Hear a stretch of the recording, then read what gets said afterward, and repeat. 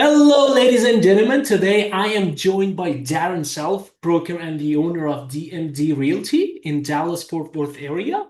And Darrell has spent more than 2 decades in real estate and mortgage lending, giving him a strong understanding of both the home search process and the financial side of buying and selling property. He has lived in the DFW area and most of his life. He knows communications like, Allen, Plano, Frisco, all of these places and the surrounding North Dallas market extremely well. So, Darrell, welcome to the show. Thanks for having me today. Awesome, awesome. So, Darrell, let's just start with the first question. Let's just start with your background. You began your career as a loan officer before moving into real estate and eventually Yes. becoming a broker. What pulled you from the mortgage side into real estate? Well, originally, before actually got into mortgage, I was an electrical engineer. And Mhm. then I decided to leave the corporate world. The mortgage side I liked, but I didn't like sitting behind a desk. I learned how to Mhm. market. A year later, I got my real estate license, and I like dealing with people in person better. Awesome. I'm kind of in the same page regarding that part. I totally understand what you mean by that, communicating with people rather than just sitting Yeah, behind a desk and doing a 9 to 5 job. I totally get yeah, you. yeah. I feel like Awesome. I'm in a cage. Yeah, exactly. Awesome, awesome. So tell me, you lived in the Dallas-Fort Worth area for a long time. Is that correct? Yeah, yeah. I What lived here have you since I was two. Yeah, because you see, Darren, we have done a very good research. So, what have you seen change the most in the North Dallas real Oh, estate market over the years? well, like the year I graduated, or the year I started college, Yes. DFW Airport was built. Mhm. So there's an airport called Love Field, and they built DFW. And Mhm. when DFW built, Dallas was about 500,000 in people. Mhm. Now it's the DFW Metroplex is 8.3 million. Mhm. Mhm. We're Yeah. going to be bigger than LA at some point. So Yeah. that's what I've seen change the most. Yeah, that would be probably a big change. You're definitely right about it. You're definitely right about it. And because you understand both lending and real estate, you probably see things many agents miss. That's something that I think by Oh checking. yeah. Yeah. So how does your mortgage background help your buyer and seller market? They make better Well, decisions. when I'm looking at a seller's house, I'm Hmm. looking for structural issues or things that could be a deal killer. Same Hmm. thing when I'm looking with the buyer because I Yeah. know what the appraiser is looking for. Hmm. So and then plus I ask clients questions a lot. I have a lot of good loan officers I work with. So I see. I already know. I ask them a lot of questions before they ever get pre-approved. I say, here's what they're going to ask for. Here's what you need. And sometimes the people get fired themselves. So, Exactly. Exactly. And I want to know more about this part because you earned your broker's license in 2008 and then that's right. launch DMD Realty. That's a Yeah. big step. Tell us more about your motivation. You said, hey, you didn't want it to sit there, just doing that on the Sure. week. Yeah. I want to hear So, about more of that motivation. sure. In 2008, I was working leads for a company called condo.com. I bought On the leads dot from com. them and Mm, they contacted me and said, hey, Darrell, we're thinking of moving to Texas and we'd like you to be our broker of record. Well, 2008 was the year of the financial crisis, and they Happy. specialized in condos, and condos were Mm, the most foreclosed property type in Dallas-Fort Worth that year. yeah, yeah. So they pulled out. I'd already got my broker's license. So I said, well, the broker I've been working for doesn't do anything for me. I generate all my own business. I'm Mhm. just going to continue and start my own company. Yeah, that was probably a very wise choice. I think you're pretty happy you did that choice. Am I right? Oh yeah, yeah. I've got a few agents now. I've had as many as 10 agents come and go, but I have good ones that are working under my license now. So, Love it. I love it. I love it. I love it. So for someone that is right now is trying to move into the DFW area, there are so many communities to choose from. oh, How Yeah. do you help people decide between places like, I don't know, like Plano, Frisco, like, Well, Dallas? I'll ask them things like if if they have kids, Mm, I'll say, well, are you looking for the best schools? Because here's the cities with the best schools. Or I'll ask them, what are your favorite things to do? What would you like to be near? Like in Frisco, they're building Universal Studios for kids. So mm, someone, if they want to be near a Disney resort, now there's Frisco.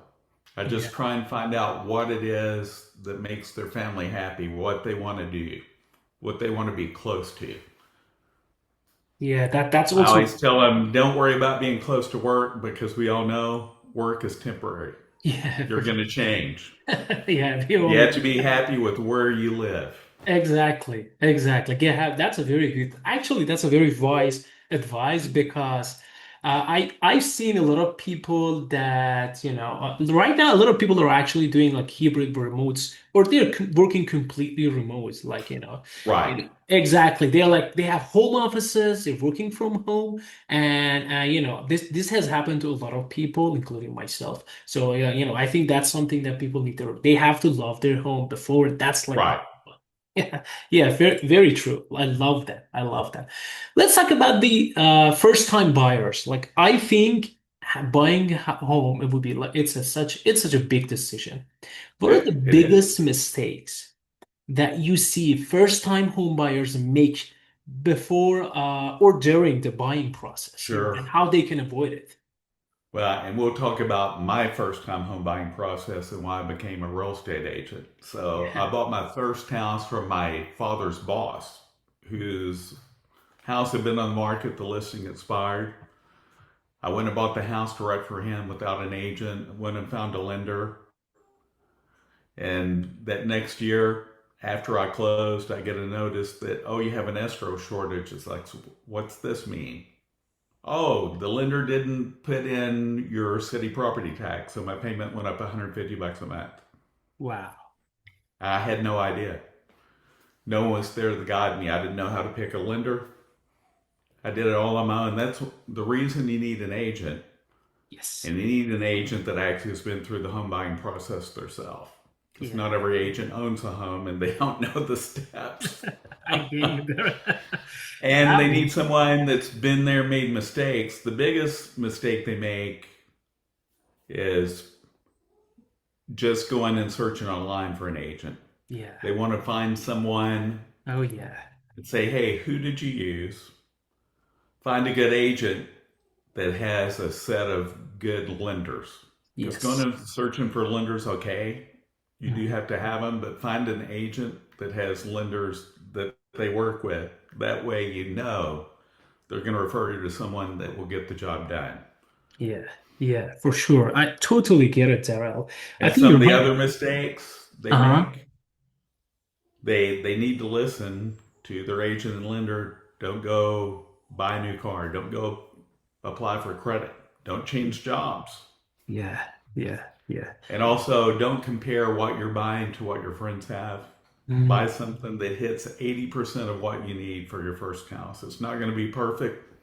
Just know your first home. My first home I was in 5 years. Now people are their first home 7 to 10. So find something that'll fit you for that 7 to 10 years. yeah, yeah. That's actually a golden advice. Why? Because I've seen a lot of people, they're like, hey, why should I pay this agent? Why would I come hire? Let's go. I have a friend, he doesn't get me that Right, much commission. Or I don't know, like my brother is an agent. I can use his right. agent. Or my cousin. My cousin, exactly. This happens a lot. Or another mistake first time buyers will make is they'll just go to a new home builder and say, oh, I don't need an agent. Yeah, yeah. Well, That's and those on site salesperson aren't licensed. And say that you're buying in a home in Texas, there's a couple different taxes that you yeah, could owe in addition to regular property taxes. One's called a MUD, one's called a PID. And that salesperson's not going to tell you about it. They don't have exactly, to. exactly. When you sign documents at closing, oh, well, what's this? Oh, that's your MUD tax. And that's up to 1% more you pay in tax forever of the value of your home. Costly So say you're mistake. buying a $400,000 house, that's extra 4,000 in taxes that you weren't aware of. Wow. Big And mistake. also, if you're going to buy a home and you're going to Mhm. be in it less than 10 years in the new build subdivision, the builder is your enemy. So, Yes. That's why builders are the enemy. I love that, Darrell. yes. And I say that. It Yes. makes builders upset, but it's okay. Yeah, yeah. I hope they listen to you. I hope your clients they listen to you. They typically do. They typically do. Yeah. Good. Awesome. I love it. So we talked about first-time buyers. Let's go to the seller side a little bit and let's talk about that. Sure. On the seller side, Taylor, tell me, many homeowners, they still think their home is worth, whatever Yeah, you've right. seen it. The hottest house in the neighbor sold for. Right. How do you help the sellers? Well, That's something that they all want. Hey, first, yeah, go for it. yeah, first I'll tell them. So Texas is different when it comes to real estate from every other state. We're a non-disclosure state. What that means is no one knows what somebody sells a house for, Mm. except title company, a realtor, or Yes. the buyer and seller. Yeah. So it's not publicly disclosed. So I'll go in. They'll ask me, "Hey, Darrell, what's my house worth?" They just call me up and say, "Well, I haven't seen your house." Well, why do you need to see my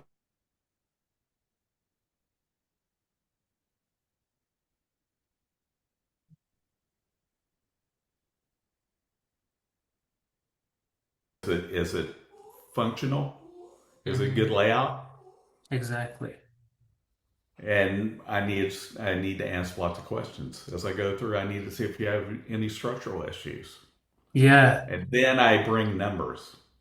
Yeah. Before I go on the appointment, I bring numbers with me. I love I that. That's say, a very "Here's good what point. homes are selling for.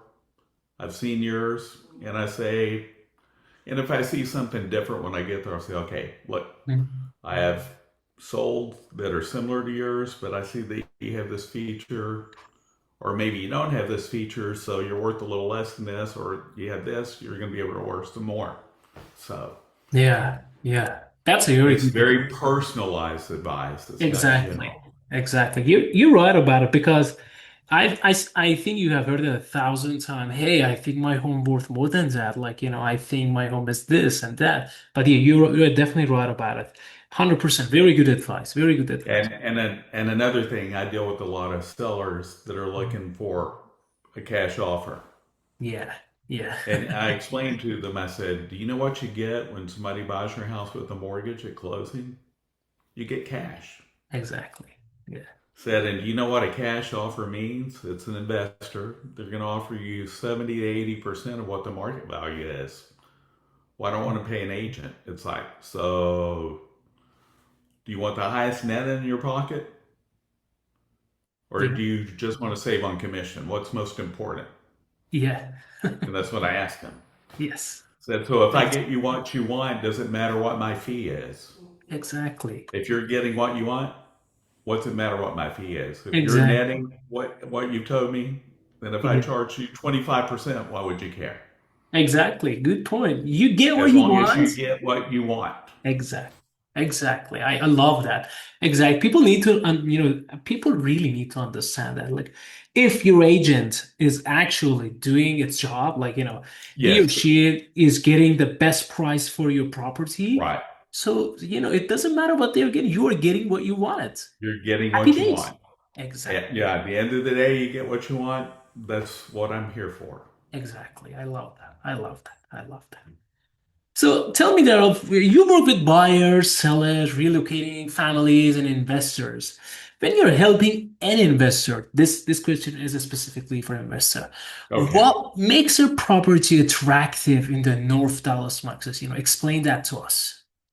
Well, in this market, I tell investors the best thing to go look for are probate properties, Mm, homes that nobody wants. exactly. People inherited it, they just want to unload it. They want something that's at least a 3 bedroom, 2 bath. They want something that's common.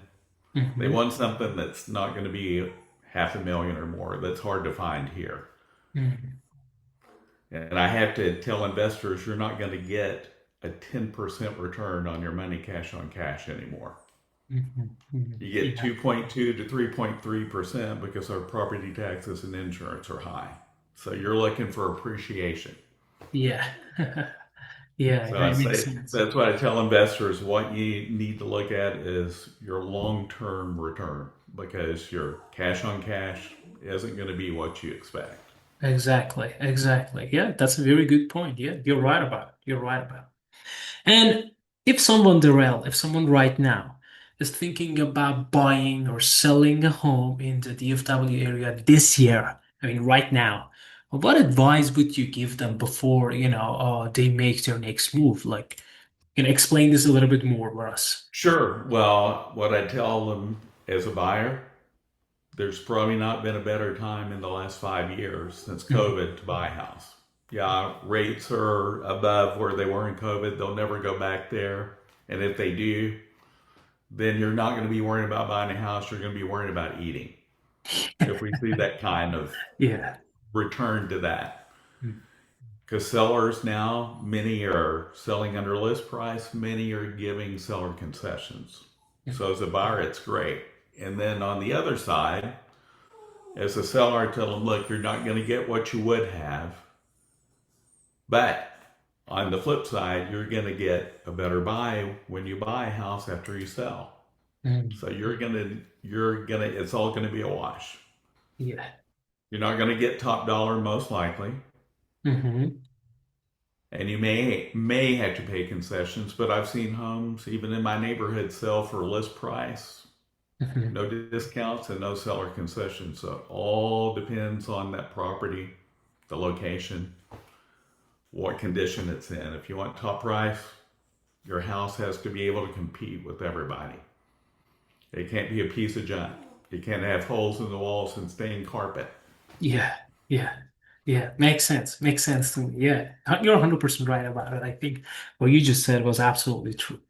So, one thing, when I was actually checking your online profile and all of that, one thing that clients often mention in reviews and your guidance throughout the process and your negotiation expertise is that, they were really talking about your negotiation expertise, like you're really good at that. That's something that I've realized.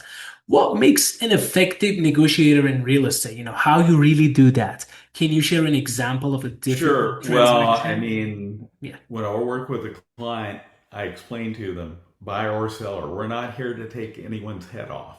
We're here to make it a win-win for everybody. Exactly. Winning means different things to different people. As a seller, I say, here's the market value of your house. Here's what other homes have sold for. Same thing with the buyer. I say, Exactly. look, this house is going to be in this range and expect you're going to get maybe a little bit of discount, maybe some seller concessions, but we're not going to go in and insult the seller. Hmm. For sure. And as a seller, we're not going to tell the buyer, oh, go away. You're not giving me what I want. Yeah. It's not a So war. it's all about presentation Exactly. and also just treating people the way you want to be treated. Exactly. And Exactly. some people say, well, that sounds like weak negotiation. It's not. Because I win deals from other listing agents when I'm working with buyers because they like working with me. Yeah, exactly. Makes sense. Yeah, yeah, for sure. So let's also, let's have one more talk about the future and the market. So Sure. right now, Darrell, tell me what trends are you seeing most closely in today's housing market? How have the interest rate changed for buyer behavior? Well, yeah, I mean the rates started moving up last year, Hmm. and of course we have a lot of uncertainty, and oil prices are high. Rates really, I explained to everybody, look, the rates are about where they've been for the last 50 years. We're in Exactly. normal rate range. What's different is the price of homes, Hmm. the amount you're paying for property taxes and insurance. So I'm seeing people in the middle get squeezed pretty tight. Homes below 350 sell pretty quick. Homes 650 and more sell quicker. Yeah. But the homes from 350 to about 600, they're the ones where less buyers are qualified. Yeah, exactly. Yeah, yeah, So yeah. that's kind of the trends I'm seeing. And like I'm working with some buyers now, we're looking at homes in that price range. And 2 years ago, Hmm. we would have been able to wait. Yes. Hmm. Now, homes in that 700 plus price range, sellers are like, no, I'm not going to give any concessions. I don't want any contingencies. So, Makes sense. Yeah, but yeah. if you're in that middle, that 350 to 600, you can still get concessions and buy the home below market. Makes sense. So Makes that's the trend I'm seeing right now. Yeah. And what do you believe buyers and sellers should be prepared over the next few years, like in the future, based on current market? Well, based on current market, eventually we'll get out of this market we're in, and I think homes will go back to normal. Like in Collin County, where I live, home Hmm. prices have fallen 6.1% over the last 6 months. Hmm. Actually, over the last 12. Mm. So I think we'll see that eventually go away.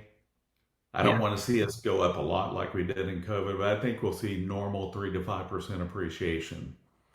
So if people are sitting on the sidelines waiting, saying, "Oh, I'm going to wait till the housing market crashes," it's not going to happen. Yeah. Not Makes in Dallas-Fort Worth. Yeah, not in Dallas We Fort have Worth. 123,000 people moving here a year, just to Yes. Dallas-Fort Worth. It's growing. 377 people a day. It's Yeah. really growing. I know it. And I think you're 100% right. It's not even like, it's not actually, this is based on numbers. It's not a Right. kind of, it's not a foretelling. It's not, you're not saying it based on kind of some magic or something. No, It's pretty it's obvious. mathematics. It's It's mathematic, math. it's numbers. Exactly. Yeah. Exactly. Love that. Love that. Darrell, there's one thing this is my last question that I want to ask. Sure. This is about your personal philosophy. Your website Sure. talks a lot about relationship, trust, and helping clients Yes. avoid costly mistakes. That's something that you Yes. mentioned that. Where does that philosophy come from? What does success mean to you compared to, when you first entered the business? Well, success to me means I'm able to sleep at night knowing Mhm. that my clients have gotten the best advice for their situation. Because my advice isn't going to be the same to everybody. One Mhm. size doesn't fit all. Yeah, Everybody exactly. has a different personal financial situation, long term goals. So my philosophy is I want to treat them like family. I'm a small brokerage, Mhm. so they get personal attention.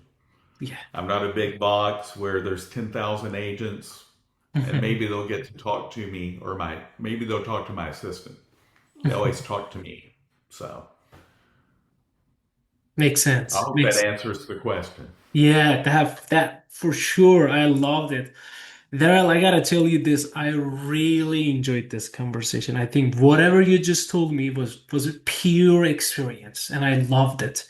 I appreciate you sharing your experience and insight into Dallas-Fort Worth real estate market. For anyone, ladies and gentlemen, to looking to buy, sell, relocate, or invest in North Dallas area, Darrell is the broker and the owner of DMD Realty.